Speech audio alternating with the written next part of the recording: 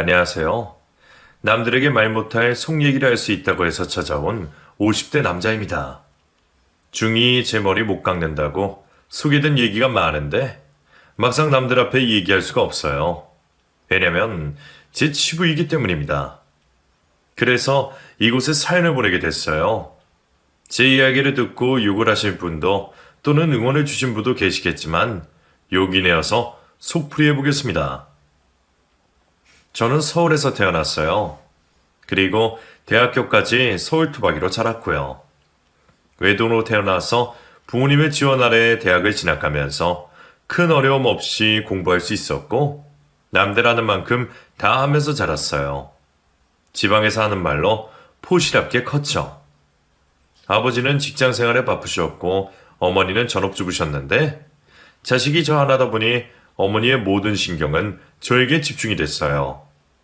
저의 학교 생활에도 관심이 많으셔서 학부형이 참아야 하는 학교 행사나 업무에 빠짐없이 나서서 하셨고 학부형 대표로 하시기도 했고요.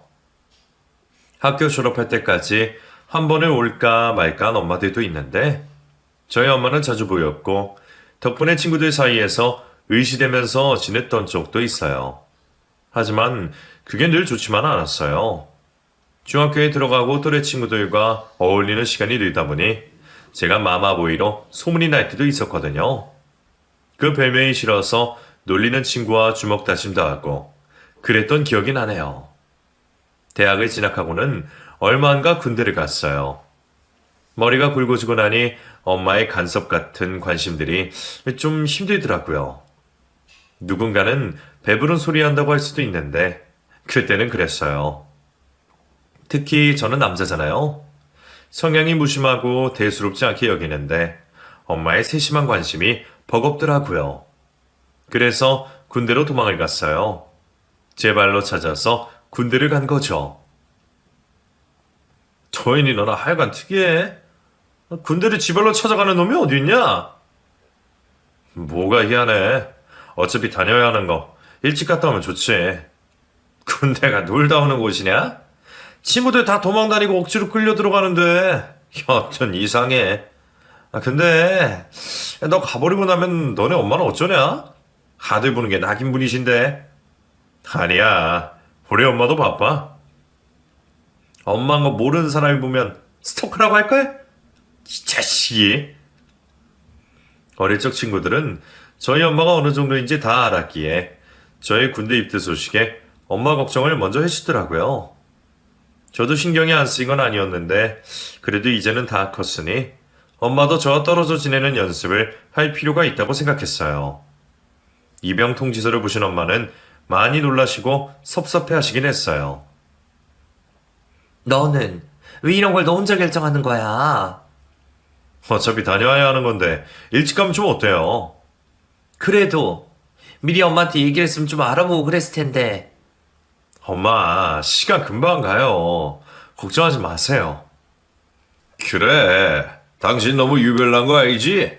도인이도 이제 어렸다 성인인데 지 일은 지가 알아서 해도 되지. 당신은 정말?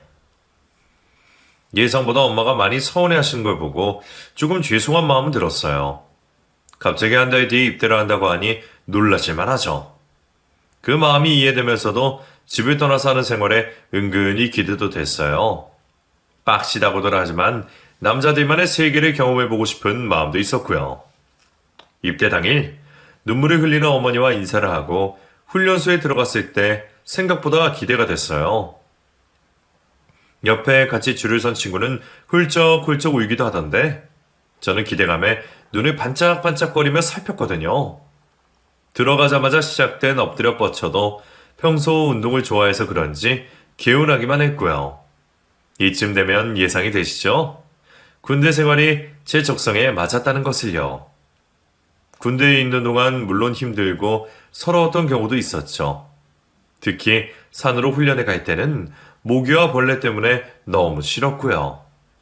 그래도 그때 많이 배웠습니다. 아버지도 가르쳐주지 않으신 생존 방법들을 그곳에서 배웠으니까요. 그때 동거동락하며 친해진 사람들은 아직도 연락을 하고 지낼 정도로 특별한 사이가 되었고요.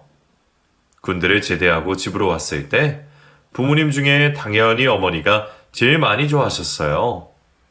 제가 군대에 있을 때는 잠도 제대로 못 주무셨대요. 혹시나 군대에서 연락이 올까봐 노심초사하시고 뉴스에서 혹시나 군대 사건 사고가 보도되면 그날은 뜬 눈으로 나를 새기도 하셨대요. 얼마나 마음을 졸이셨으면 제대하고 왔을 때 어머니 살이 10kg이나 빠지셨대요. 볼살이 움푹 팬 모습이 얼마나 마음 아프던지. 엄마 얼굴을 보면서 마음이 진짜 안 좋았어요. 엄마, 살이 왜 이렇게 많이 빠졌어? 아니야, 원래 나이 먹으면 살이 빠져. 그래도 이건 너무 심하잖아. 누구 때문이겠냐? 너 이제 제대했으니까 엄마한테 잘해라. 내 마누라 살 빠진 것도 다시 지워놓고. 알겠어요. 집을 피해 군대로 도망갔는데 제대하고 나니 역시 집이 좋더라고요.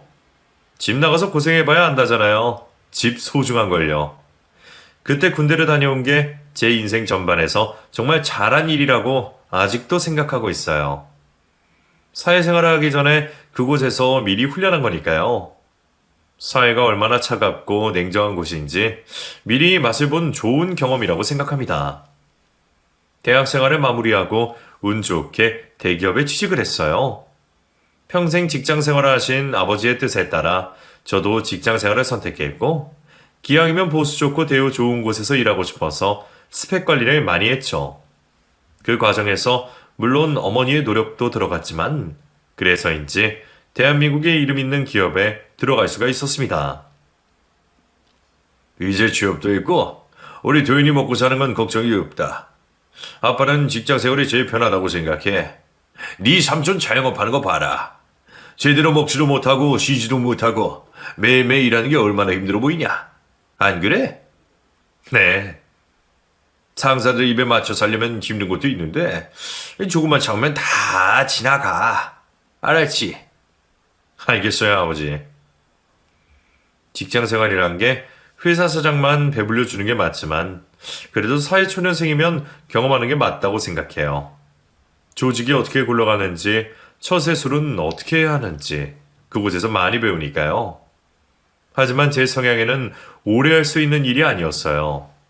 상하관계가 아주 철저한 군대에서 적응을 잘했다고 해도 직장은 또 분위기가 다르더라고요.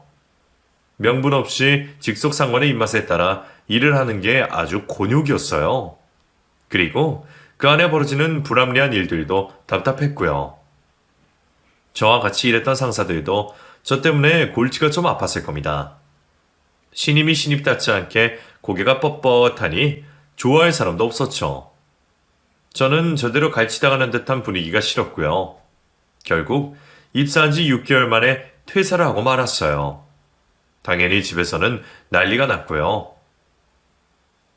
남대로 들어가고 싶어도 못 들어가는 데를 왜 네 발로 뻥차고 나와? 대체 무슨 생각이 그래? 여보, 화내지 말고 얘기해요. 도윤이도 생각이 있겠죠. 생각은 무슨 생각? 이 철딱선이 없는 자식. 지금까지 먹여주고 재워주고 공부시켜줬더니 지 잘난 맛만 알아가지고. 아버지, 저랑 직장은 맞지가 않아요. 저는 그렇게 일하고 싶지 않아요. 그렇게라니. 그렇게가 뭔데? 네 아빠는 그런 곳에서 수십 년을 일했는데. 서로 다른 생각들이 말로 오고 가다 보니 감정이 상하기 시작했고 언성이 높아지기 시작했어요. 저도 부모님이 무슨 마음이신지는 알 것 같았어요. 정규직으로 입사를 했으니 정년을 보장받으면서 일하면 별일 없이 먹고 사는 게 해결이 되니까요. 그렇게 살면 편하게 산다고 생각하셨겠죠. 그런데 그곳을 제 발로 뻥 차고 나왔으니 얼마나 아까우시겠어요. 하지만 사람이 적성이란 게 있잖아요. 그건 사람마다 다 다른 거고 저도 다른 일을 해보고 싶기도 했고요. 그런 제 입장을 말씀드렸지만 아버지는 더 화를 내셨고 저도 홧김에 집을 나와버리고 말았어요. 야, 너는 나이가 몇 갠데 집을 나오냐? 이거 무슨 사춘기냐? 몰라, 속 시끄러워. 아이고, 배부른 놈. 아이, 잔소리 할 거야? 갈 곳이 없어서 찾아간 친구의 자취방에서 친구가 또 한껏 잔소리를 퍼붓더라고요. 곱게 커서 세상 물정을 모른다나 어쩐다나. 맞는 말을 하니까 더 짜증이 나더군요. 대책이 있냐는 친구의 물음에 대답도 없이 침대에 벌러덩 누워버렸어요. 저도 막상 상황이 그렇게 되니 막막한 기분이 들었거든요. 며칠 친구 자취방에서 뒹굴거리고 있는데 친구가 전화가 왔어요. 도현아, 너 오늘 약속 없지? 여기 가게 나와서 일 좀 해. 알바 오늘 쬐어. 내가 대신 일할 수 있는 거야? 나 아무것도 모르는데. 별로 안 어려워. 내가 알려줄게. 휴대폰 판매점에서 일을 하고 있는 친구가 갑자기 불러냈어요. 대타로 일 좀 하라고요. 조금만 배우면 할 수 있다면서 나오라고 해서 갔는데 하다 보니 의외로 재미가 있더라고요. 거기 가게 사장님은 여직원은 절대로 안 쓴다면서 남자 직원만 썼는데 딱 3명이서 일을 했어요. 시내 중심가에 있는 판매점이라 손님도 많고 한번 개통에 남는 것도 많았어요. 일을 하다 보니 점점 관심이 생겼고 일을 짠 알바 자리가 제가 꽤 적어 들어갔죠. 잘만 하면 돈이 될 것 같은 냄새가 솔솔 풍겼거든요. 그렇게 대기업을 나오고 핸드폰 판매점 직원이 됐어요. 보수도 대우도 이전에 일했던 곳과 비교가 되지 않았지만 그곳에서 일을 했던 건 저만의 계획이 있어서였죠. 일을 배우고 나서 저도 그런 핸드폰 판매점을 차려야겠다는 생각을 했어요. 직원은 고작 200~300 벌어가는 걸 그 사장은 1000 단위로 돈을 벌어갔거든요. 어떻게 하는지 다 아는데 왜 직원만 해요? 이왕이면 사장을 하지. 그래서 일을 꼼꼼히 배워나가기 시작했어요. 가게를 차리려면 미천이 있어야 하잖아요. 그래서 월급 대부분을 모았습니다. 친구 집에서 같이 자취를 하면서 생활비는 최소한으로 썼어요. 식비는 아끼려고 점심 때 왕창 먹고 저녁은 간단하게 해결했어요. 그리고 점심을 먹을 때마다 공깃밥 2개, 3개씩 먹었죠. 야, 너 공깃밥 3개 다 먹냐? 너 식충이냐?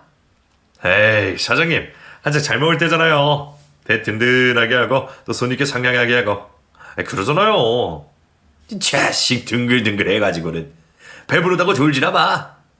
네네, 알겠습니다. 식충이란 소리도 들었지만 아무렇지 않았어요.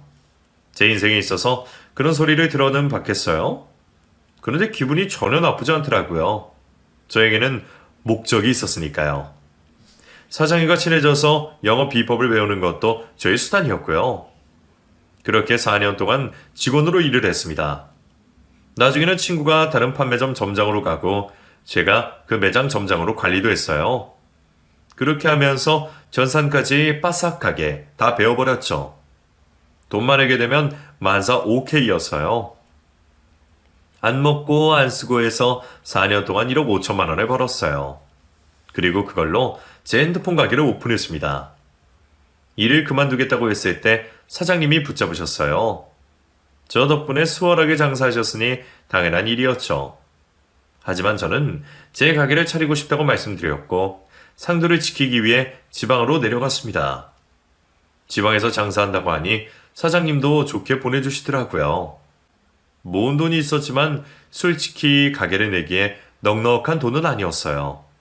대출도 내고 억지로 맞춰서 판매점에 낼 수 있었고 예전 사장님이 많이 도와주셔서 그것도 가능했습니다. 제 가게를 차리고 미친 듯이 일만 했어요. 자리를 잡기까지 하루에 몇 시간만 자면서 모든 신경을 가게에만 집중했죠.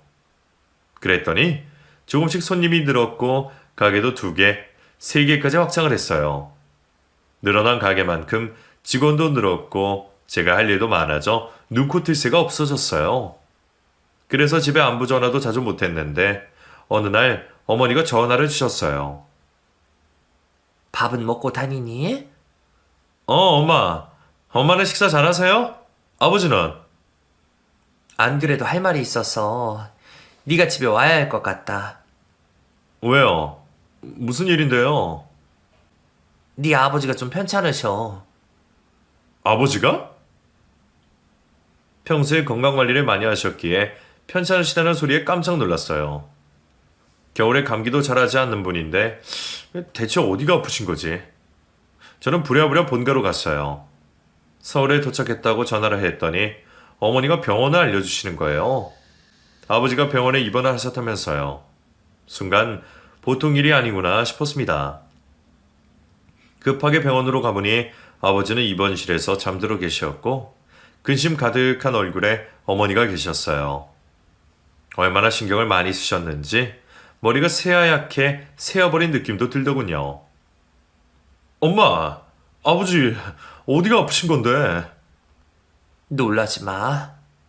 아버지, 간암이시래. 뭐? 간암? 엄마는 제 손을 붙잡고 눈물을 터뜨리셨어요. 저도 아버지의 병명을 듣고는 머리가 새하얘지는 기분이었고요. 엄마는 저를 보자 안심이 되셨는지 한참이나 울음을 그치지 못하셨어요. 요즘 자주 피곤해 하셨는데 그게 암 때문인 줄은 꿈에도 몰랐어. 어쩌면 좋니? 엄마, 요즘 암은 치료가 된대. 수술할 수도 있고. 아빠 이렇게 무너지실 분 아니잖아. 어? 말기래. 간암 말기. 수술도 할 수 없을 지경이라고. 왜 여태 그걸 모르고 있었는지. 다 내 탓이야. 다 내 탓이야. 간암 말기라니. 상황이 생각보다 심각했어요. 당장 의사 선생님을 만나고 싶었지만 오열하는 어머니를 달랜다고 한참이나 있어야 했어요. 겨우 엄마를 진정시키고 담당 의사 선생님을 만나봤지만 듣고 싶은 말을 들을 수는 없었어요. 수술을 할 수는 있지만 가망이 없다고. 차라리 요양하시며 마지막을 정리할 시간을 주시는 게 나을 것 같다는 말에 저는 좌절하고 말았어요. 그렇게 많이 울었던 적은 머리가 굵어지고 처음인 것 같아요. 늘 듬직하게 제 곁에 계실 줄 알았는데 언젠가는 이별을 해야 한다는 걸 알고 있었지만 이렇게 빨리 헤어지게 될 줄은 꿈에도 몰랐죠. 병실에 올라가 잠든 아버지의 손을 가만히 잡았어요. 살이 다 빠져 앙상해진 손을 잡으며 그동안 무심했던 저를 후회했습니다. 하지만 너무 늦은 후회였어요.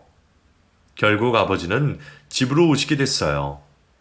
어머니는 순간순간 울음을 터뜨리셨고 아버지는 담담하셨어요. 그러다 저에게 말씀을 하셨는데 만나는 아가씨는 있냐? 아가씨요? 그래. 내가 가기 전에 네가 참한 아가씨랑 짝이 되는 걸 보고 가야 하는데 이렇게 예비가 되어서 자식 결혼식도 못 보고 세상을 떠나다니. 내가 죄인이다. 내가 죄인이야. 아버지, 저 만나는 사람이 있어요. 다음 주에 데리고 올게요. 정말이냐? 진짜야? 네, 사람이 참 좋아요. 아버지도 보시면 마음에 드실 거예요. 사실 만나는 여자 따위 없었습니다. 그동안 연애를 하자 하는 건 아니었지만 저에게 접근해 오는 여자들 대부분 돈에 관심이 많은 사람들이었어요. 제가 색안경을 끼고 봤을지도 모르지만 죄다 의도가 있는 것 같은 여자들이라 가볍게 만나고 헤어지기를 반복했죠. 딱히 제 마음을 사로잡는 사람도 없었고요. 상황은 그리했지만 아버지의 근심을 덜어드리고 싶었어요. 그래서 데리고 오겠다고 말이 앞서버렸어요. 막상 말은 그렇게 했는데 나중에 어찌해야 하나 고민이 되기 시작했어요. 아는 여자애한테 한 번은 부탁할 수 있지만 아버지가 돌아가시 전까지 역할을 해줄 수 있을지가 미지수였죠. 제 연인 역할을 해줄 마땅한 사람이 누가 있을까 고민하고 있을 때 가게에서 오래 일한 여직원이 제 눈에 들어왔어요. 그 여직원은 제가 1호점 가게를 낼 때부터 일을 한 오픈 멤버였는데 3개 지점의 업무를 총괄해서 해주는 친구였어요. 성향이 차분하고 똑부러져서 제가 다시 손을 보지 않아도 될 만큼 일을 잘해주는 친구라 개인적으로 많이 의지도 하는 직원이었어요. 어쩌면 여자 입장에 황당할 수도 있는 일을 조심스레 부탁해봤습니다. 저기 민정씨, 잠깐 얘기 좀 할 수 있을까? 네, 사장님. 무슨 일이세요? 아무것도 모르고 해맑은 눈으로 쳐다보는 여직원에게서 조심스럽게 본론을 꺼내겠어요. 이런 얘기를 하면 민정씨가 어떻게 생각할지 모르겠는데 내가 좀 급한 상황이야. 어쩔 수 없이 부탁하는 거니까 진지하게 생각해줘. 무슨 일인데 그러세요? 저는 여직원에게 조심스럽게 제 상황을 설명했어요. 그리고 제 애인 역할을 해달라고 부탁을 했죠. 이야기를 다 듣고는 많이 당황한 표정이었어요.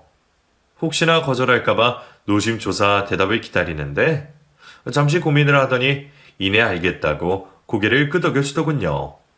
그때 얼마나 고맙든지. 진짜 애인은 아니지만 끌어안고 행가래라도 해주고 싶은 마음이었어요. 민정씨, 정말 고마워. 내가 보답은 섭섭치 않게 할게. 뭔 보답이에요, 우리 사이에. 사장님이 그동안 저 많이 챙겨주셨잖아요. 지난번에 엄마 수술할 때도 수술비 챙겨주시고. 보답 안 하셔도 돼요. 저도 은혜를 갚는 거니까요. 그래도 그거랑 이거랑 다르지. 골라 했을 텐데. 고마워 정말.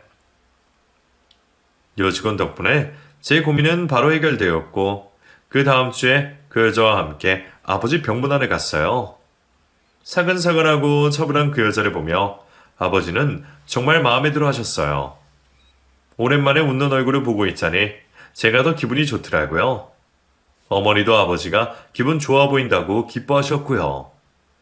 이후 그 여자는 제 애인 역할을 제대로 해주었고 그동안 못했던 효자 노릇을 하는데 많은 도움을 줬습니다. 그리고 말이 시가 된다고 하죠. 가짜로 연인인 척 했지만 저희는 진짜로 연인이 되었어요. 그리고 얼마 안 가 결혼까지 하게 됐죠. 저희 결혼식 날 아버지가 힘들게 참석하셨는데 그날만큼은 전혀 아픈 곳이 없는 사람 같았어요. 화장을 해서 그런지 혈색도 좋아 보이셨고요. 배백을 하는데 아버지가 저희 손을 꼭 잡으시며 당부 말씀을 하셨어요. 네가 결혼식을 하는 걸 보다니 정말 꿈만 같다. 세아가 우리 도인이랑 결혼해줘서 정말 고맙다. 이제 나는 죽어도 여한이 없어. 아버님, 그런 말씀 마세요. 저희랑 오래오래 함께 계셔주세요. 그래. 우리는 결혼식을 올리고 신혼여행을 나중으로 미뤘어요. 아버지 건강이 좋아지시면 그때 신혼여행을 가기로 했거든요. 남들 다 가는 신혼여행을 미루는 게 좋지는 않았을 텐데도 아내는 제 말을 따라줬어요. 정말 고마운 사람이죠. 우리가 결혼식을 올리고 몇 주 뒤에 아버지의 병세가 급격히 안 좋아졌고 결국엔 세상을 떠나시고 말았습니다. 어느 정도 예상된 이별이었지만 아버지를 잃은 슬픔은 정말 컸습니다. 그나마 병마와 싸우는 동안 조금씩 마음의 준비를 하고 있었기에 장례식장은 차분하게 진행이 됐어요. 남들보다 이른 나이에 세상을 떠나셨기에 찾아주시는 분들이 많았고 한 분 한 분 정말 감사했습니다. 아버지를 보내드리고 저희는 본가에 들어가서 어머니와 함께 살게 됐어요. 혼자 계실 엄마 때문에 도저히 따로 살 수가 없더라고요.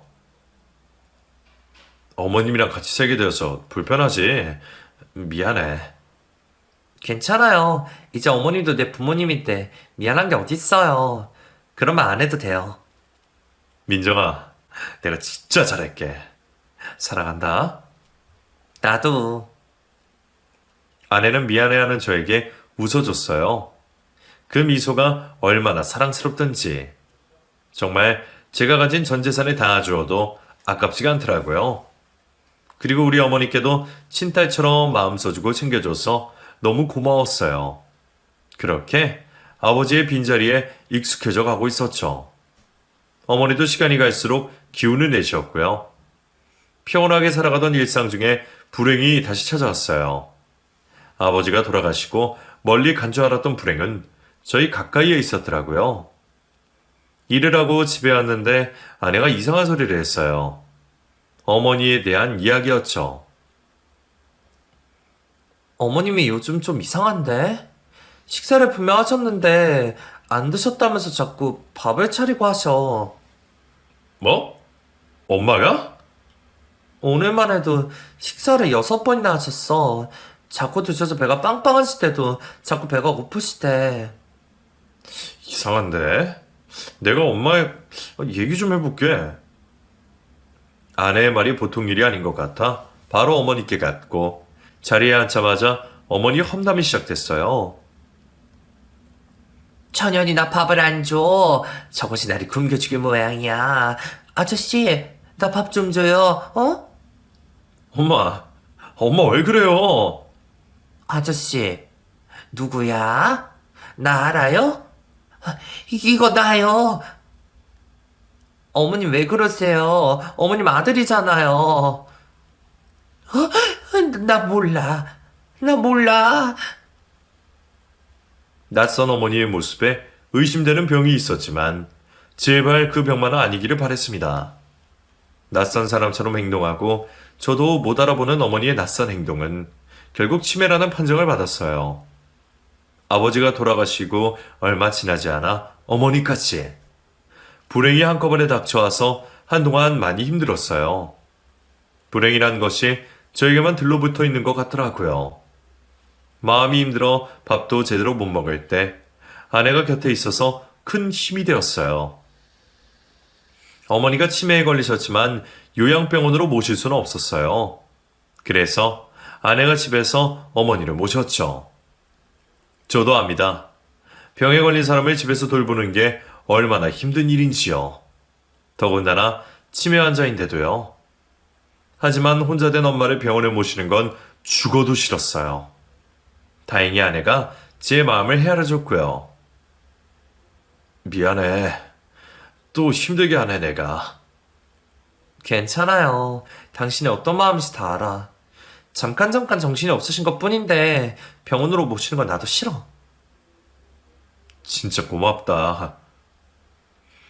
전생에 제가 무슨 덕을 쌓은 건지 마음이 너무나 고운 아내는 제 마음을 편하게 해줬고 덕분에 저도 바깥일에 집중할 수가 있었어요.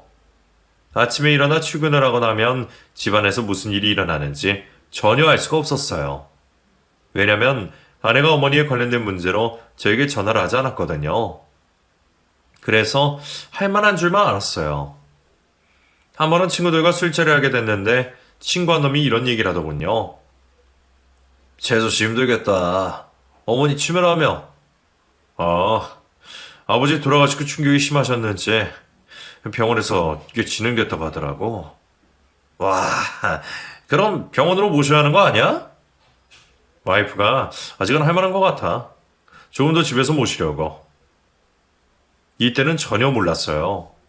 집에서 어머니와 아내에게 무슨 일이 일어나고 있는지 말이에요. 제가 없는 낮 시간 동안 치매 환자인 엄마가 아내에게 어떤 고충을 주는지 전혀 인지하게 못하고 있었죠.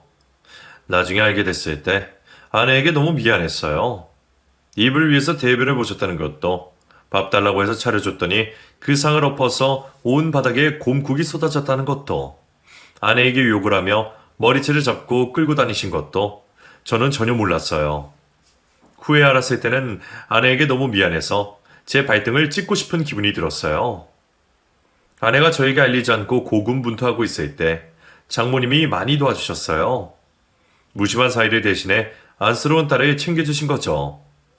저희 장모님은 음식을 참 잘하셨는데 저도 그 반찬을 정말 많이 좋아했어요. 저희 엄마가 하신 반찬보다 더 맛있었거든요. 그래서 반찬과 간식을 자주 해서 집으로 갖다 주셨어요. 일주일에 적어도 3번 오셔서 반찬을 갖다 주셨는데 처음에는 괜히 의식이 되더라고요. 사돈이 치매에 걸려 자기 딸이 모시고 있는데 그걸 좋아할 엄마가 어디 있겠어요. 그것도 모자라 장모님이 반찬거리를 해다 주시니 미안한 마음에 더 신경이 쓰였어요. 그래서 다른 건 못 해드리고 반찬값은 드려야겠다는 생각을 하게 됐죠. 장모님 계좌번호 하나 알려줘. 그건 왜요? 반찬 계속 해다 주시는데 재료값이라도 드려야지. 죄송하잖아.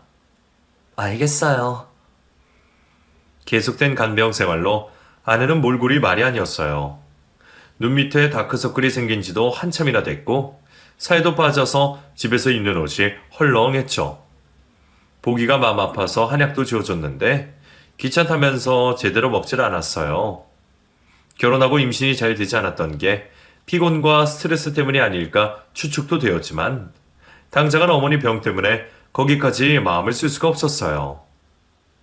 저는 장모님 통장에 300만 원씩 매달 보내드렸어요. 수고비와 감사의 마음으로 생활비를 보태서 넣었죠. 장모님은 큰돈 보냈다고 다시 돈을 주시겠다고 했지만 제가 만류했어요. 그거라도 해드려야 제 마음이 편할 것 같았거든요. 어머니가 치매에 걸리고 10년, 자가마치 10년을 집에서 간병했습니다. 전부 다 아내가 했어요. 중간에 임신도 한 번 됐었는데 그만 초기에 유산해버렸고 다시 임신 준비를 했지만 잘 되지 않았습니다. 어머님도 어머니지만 부부 사이에 아이도 있어야 하는 거잖아요. 그래서 아내에게 어머니를 요양원으로 모시자고 했어요. 한 번 더 임신되면 그때 모셔요. 여태 집에 계셨는데 갑자기 요양원으로 모시는 것도 좀 그래. 이제는 연세가 있으셔서 환경이 바뀌면 건강이 어찌 되실지도 모르고. 당신이 너무 힘들어서 어떡해. 집에 도움이 오시잖아요. 같이 하면 되니까 나는 괜찮아요.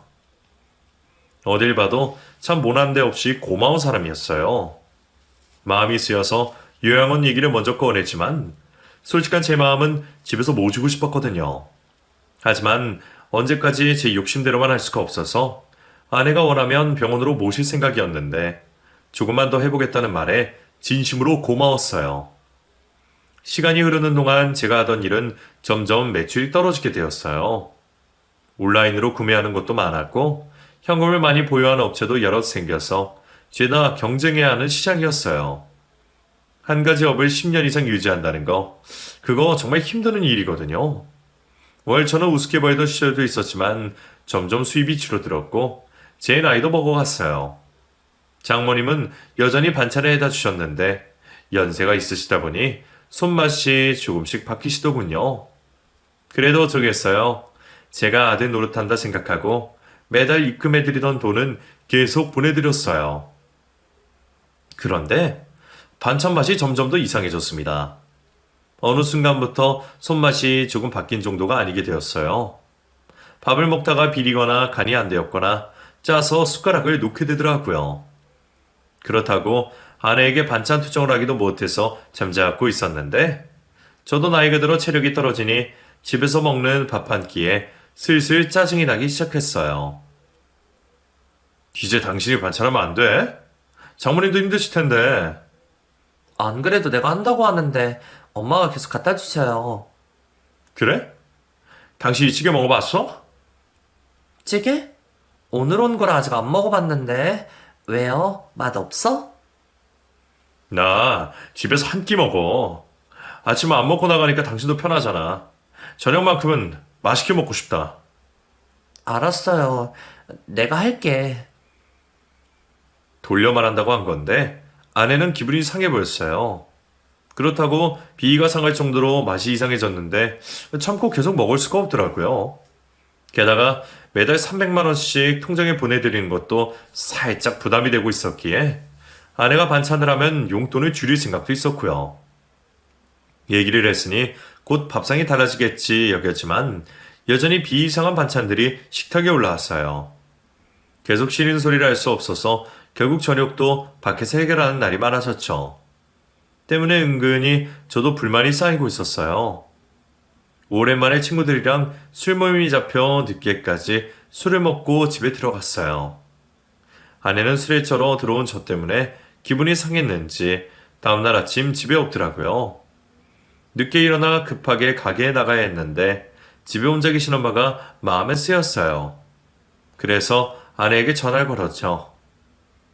당신은 어디야? 나 출근해야 하는데 집에 없으면 어떡해? 잠시 볼일 나왔어요.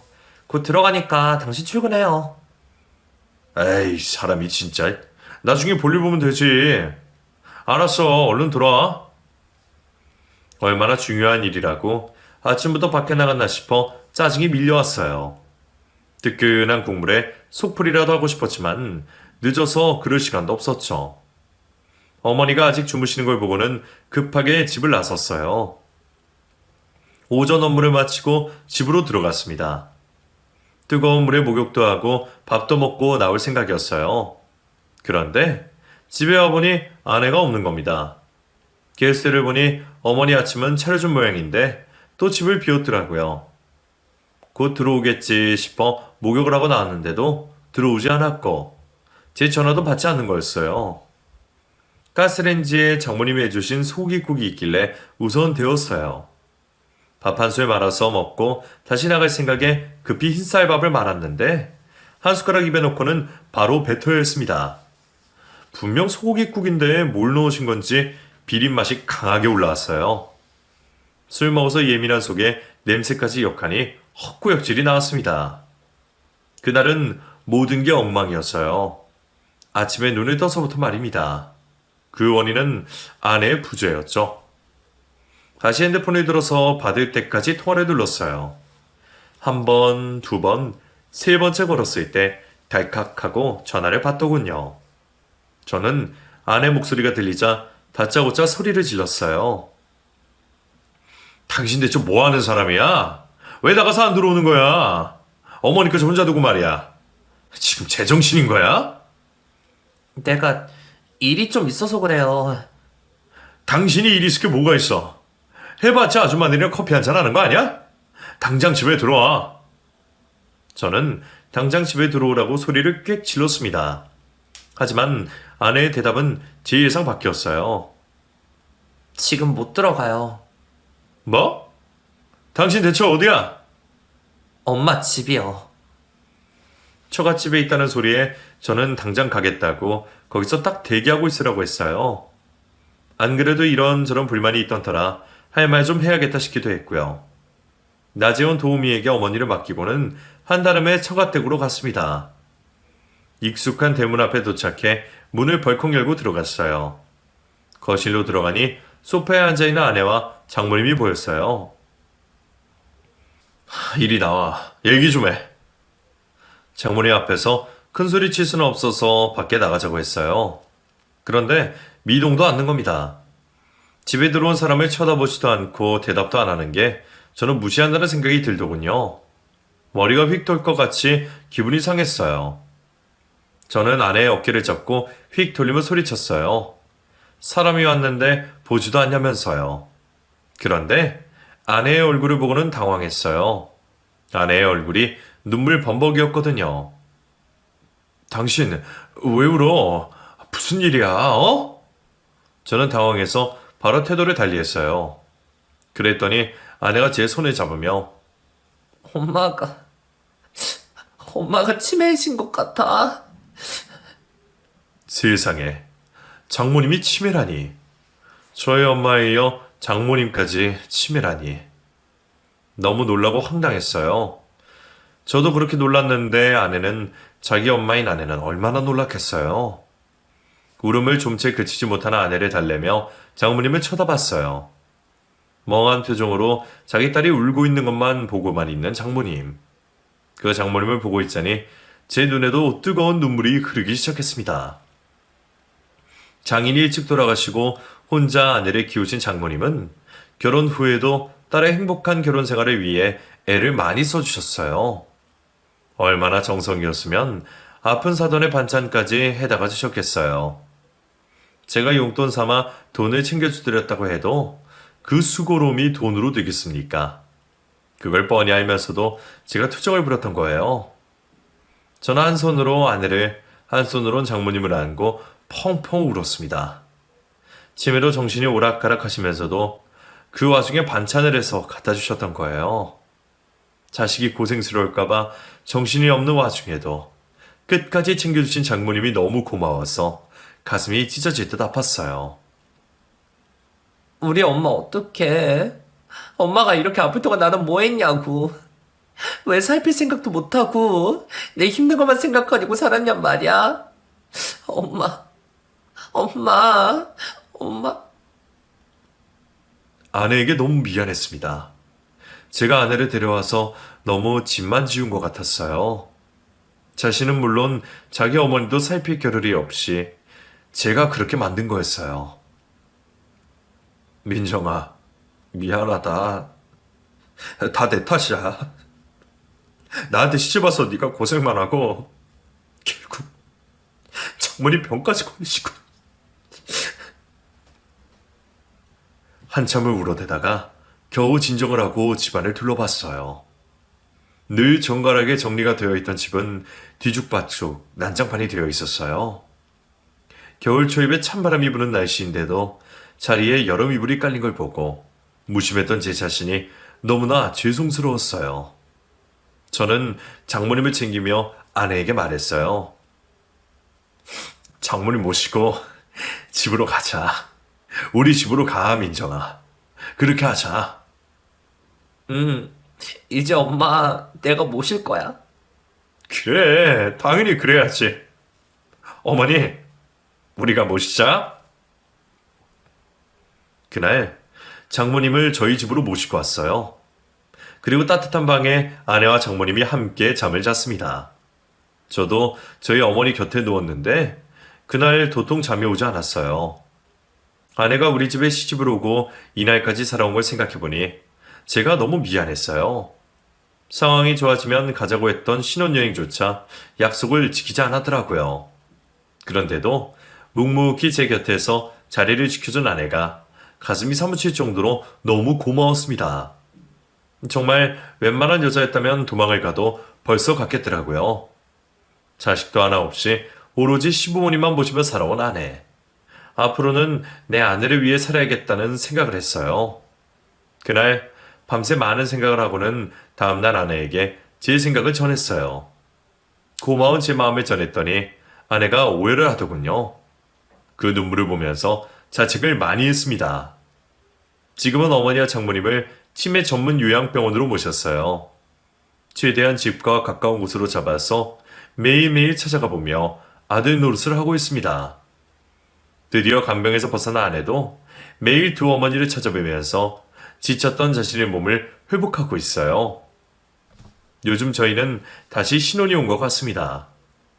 한 번도 저희끼리 신혼생활을 못 해봐서 그런지 나이 먹고 둘이 지내는데도 막 결혼한 것처럼 설레고 그럽니다. 제 이야기는 여기까지예요. 지은 죄가 많아서 이런 얘기들을 어디서 할 수가 없었는데 이렇게 다 풀어내고 나니 속이 시원합니다. 두서없는 글 끝까지 들어주셔서 감사합니다.